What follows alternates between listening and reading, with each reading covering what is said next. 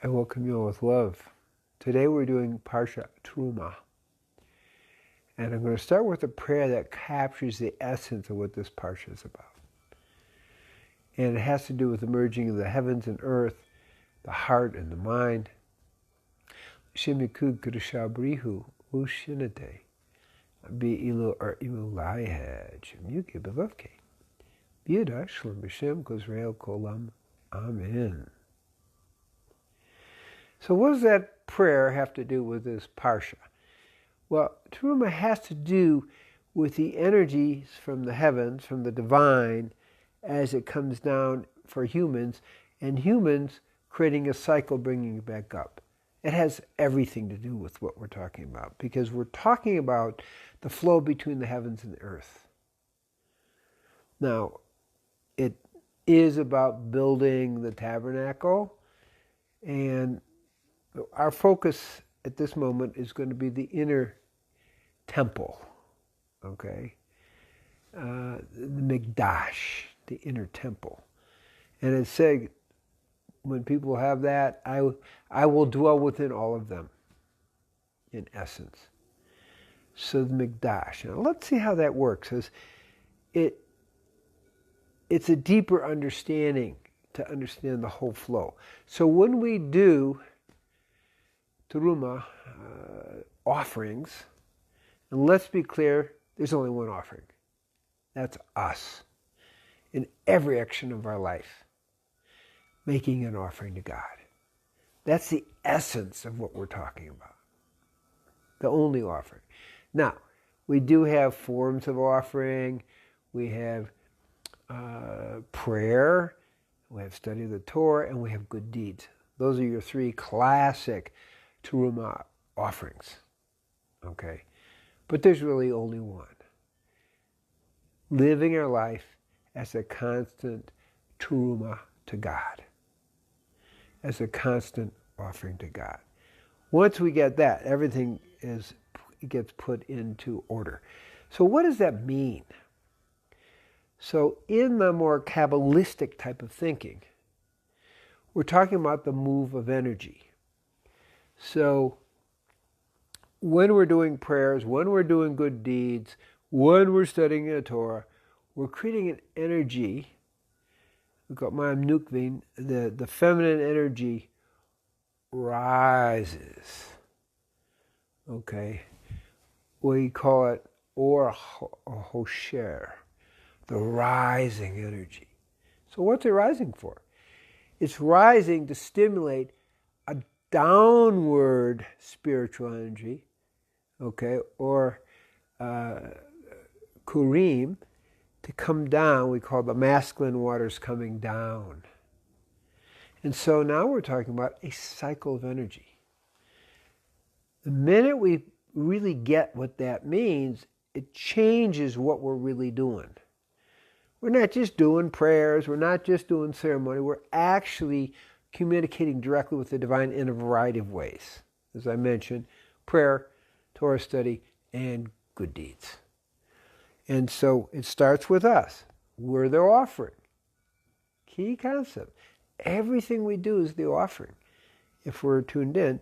And it brings the rising energy, or a hosir, and that activates more downward flowing energy, okay, or dikurin. Now that's key. And so the more we have that consciousness, the more downward flow. And another word for it is called shefa. It's a downward flow of the divine energy. So that's the essence of it. Now, initially, with the action of at Mount Sinai, people were fully connected in that cycle. But with the offering of the golden calf, it broke the cycle. And so now there's a need to build a mikdash, to build a sanctuary.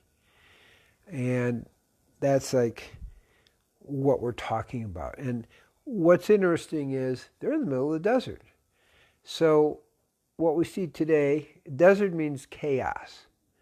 what we see today for our own inner sanctuary is building an inner sanctuary in the middle of the chaos.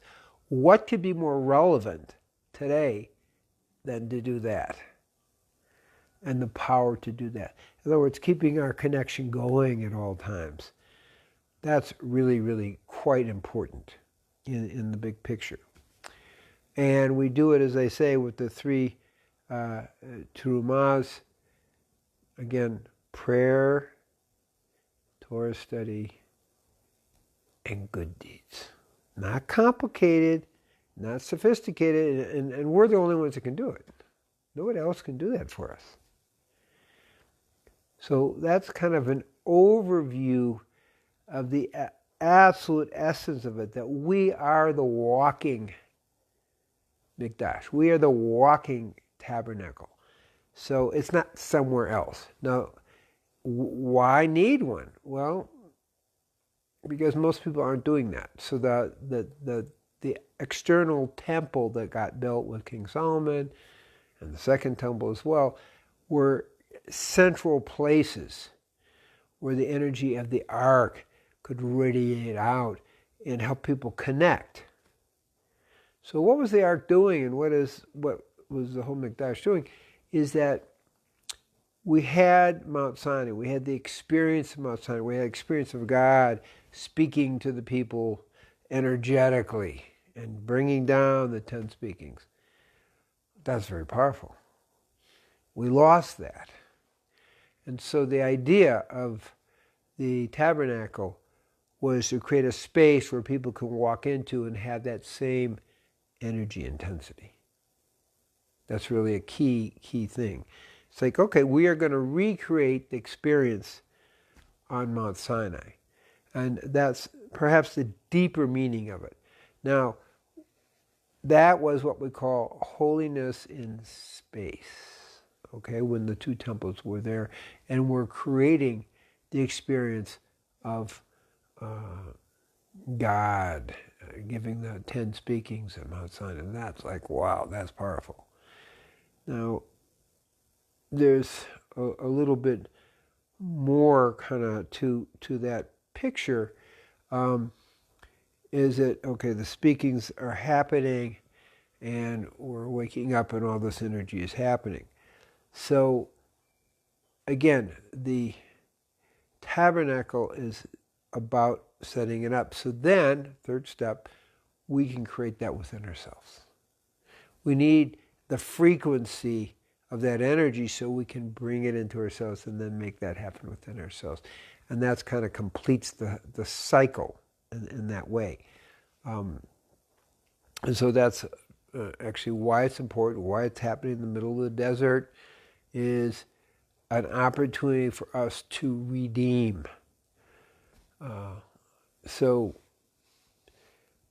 the Maimonides, the great medieval rabbi and physician, talked about redemption in a certain way. Okay, one is leaving Egypt. 2, the revelation of Mount Sinai. But 3 is when we have created the temple that is creating the energy. In this case, since he was in the Middle Ages, the third temple, where we have now recreated the energetics of Mount Sinai. So we're not just talking about rebuilding a temple. We are talking about building a energetic structure that recaptures and illuminates the energy of the receiving of the 10 speakings at Mount Sinai. So it's a much bigger picture than just, oh, we want to build a temple. It's bigger. It has a bigger picture. And then that is the final redemption that we're talking about. We're going to call it the Messianic Age. Now, going back a little bit, there's a few other things. Okay, we're talking about the inner experience. We're talking about prayer and Torah study and good deeds, which is the foundation of the offerings that are going on. there's another kind of message has to do with the construction of the temple and certain things within it. The construction of the temple was always halves. And when people made donations, it was a half of a shekel. What's this half a shekel? Okay, and they did half a shekel for silver shekel for building the silver ornaments, and then really creating the place. And then the third time was a half a shekel each year to keep everything going.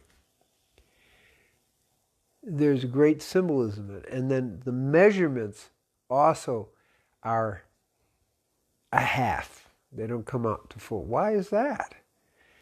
Well, there's a deep message.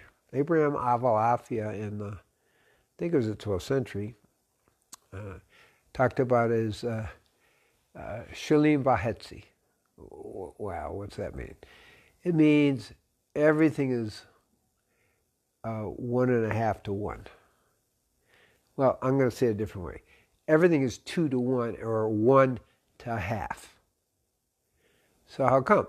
Well, within ourselves, we're complete. Where's the half come in? Well, in terms of God, in terms of living collectively, in terms of being we're part of a whole. In terms of relationship, we're part of a whole. So within ourselves, we're the one, but the half is in relationship to the group, relationship to God. So it's a very deep understanding of who we are as human beings. So the temple that is built, the sanctuary that's built, is a reflection of that very deep consciousness. There's another piece of that too, and that has to do with the power of creation. It goes from 1 becomes 2 becomes 1. That's a repeated message throughout the Torah, is that we start with the oneness, and then we go to duality, and then as our consciousness improves, we go back to oneness. So that's another kind of a powerful understanding in the whole picture. Now, the whole setting is facing east, and there's certain things. You have the bread offering, and you have the incense offering, and we have a menorah, if somebody can get the menorah behind. And the menorah is another very, very important teaching, which is created. This is the menorah. It's 7. It's still the Earth cycle. And the original menorah was made out of one piece of gold and then morphed into these other pieces. There's a kind of story. It says, well, they couldn't really get it right, so they just threw it into the fire. God said, throw it in the fire, and it came out this way. What's the message here? Central column is God. From that, everything is connected. We don't separate daily life from spiritual life. The right side is intellectual, kind of spiritual thinking. The left side is thinking about work, your work kind of responsibilities and how to best do it. And it all comes back to center. Everything comes out of the center, which is the message of God. And what we do at work or what we do kind of spiritually are the same. It's the same essence, the same way of thinking. In other words, there isn't 2 sets of rules. We don't have, and I think that's important to understand. The menorah is a unifying factor. This may be symbolically, as verse to the Star of David, the real symbol of the essence of Judaism is the overall oneness, because this is a unique creation at that time in the making of the tabernacle. Okay, this was inside the tabernacle. The tabernacle was 30 by 10 cubits. The overall space was 100 by 50 cubits, and the 30 by 10 was in the second half of that. And this was in that inner space, right opposite the bread offerings and the incense offerings. So it's a message. We live as unified human beings in all the different aspects of our lives, but it all comes back to the one. Everything is that one. So this came out of that teaching. And as I say, could really be the essence. There is no break. There is no separation between a holy day and, quote, an unofficially non-holy day. Every day is holy. And that brings us back to the original Terumah, which is everything we do is an offering to the divine. So with all those messages, it still comes back to one message. We can see it in the menorah. But what we're really saying is everything we do is an offering to God. May everyone be blessed that we live in the way that's a constant offering to God. Amen.